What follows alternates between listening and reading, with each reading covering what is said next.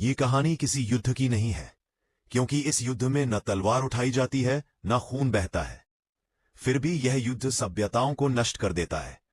आप जिस युद्ध में जी रहे हैं वह कभी घोषित नहीं हुआ, कोई सायरन नहीं बजा, कोई सेना नहीं उतरी, फिर भी यह युद्ध चल रहा है।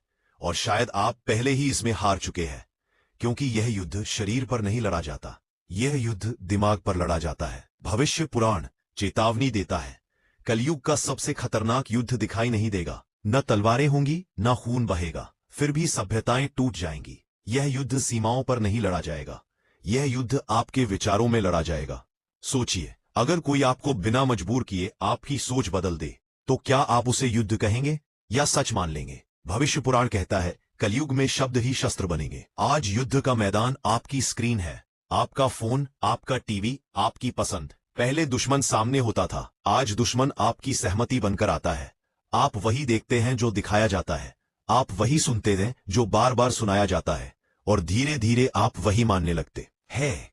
और यहीं से युद्ध शुरू होता है।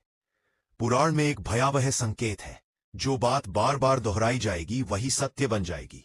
ध्यान दीजिए, यह सत्य नहीं है, यह सत्य को मारने की प्रक्रिया है। जब कोई झूठ बार बार दिखाया जाता है और जो परिचित होता है वही सुरक्षित लगता है। आपको आदेश नहीं दिया जाता, आपको डराया नहीं जाता, आपको केवल एक कहानी दी जाती है और आप स्वेच्छा से उसी कहानी का हिस्सा बन जाते हैं।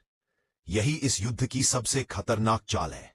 भविष्य पुराण चेतावनी देता है, मनुष्य भ्रम में रहेगा और उसे यह भी नहीं पता होगा कि वह भ्रम में है। यह सबसे खतरनाक स्थिति है, क्योंकि जो जानता है कि वह झूठ में है वह बाहर निकल सकता है, लेकिन जो झूठ को ही सच मान ले उसे बाहर निकालना असंभव हो जाता है। 5. हर व्यक्ति अपनी अलग वास्तविकता में जी रहा है। हर किसी का अपना सच है, हर किसी की अपनी कहानी है, और जब सच अनेक हो जाए तो न्याय मर जाता है। पुराण स्पष्ट कहते हैं, जो सत्य बोलेगा वही सबसे पहले दंडित होगा, क्योंकि सत्य कहानी को तोड़ देता है और कहानी सत्ता की नींव होती है। इसलिए प्रश्न पूछने वाला खतरनाक बन जाता है, संदेह करने वाला दुश्मन कहलाता है और चुप रहने वाला सुरक्षित। यह युद्ध आपसे झूठ नहीं चाहता, यह युद्ध आपसे केवल चुप्पी चाहता है। लेकिन भविष्य पुराण में आशा भी है।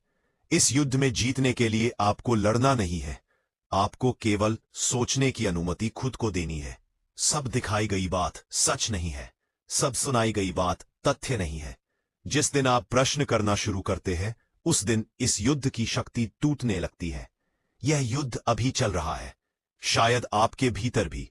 और असली सवाल यह नहीं है कि यह युद्ध कौन लड़ रहा है, असली सवाल यह है, क्या आपके भीतर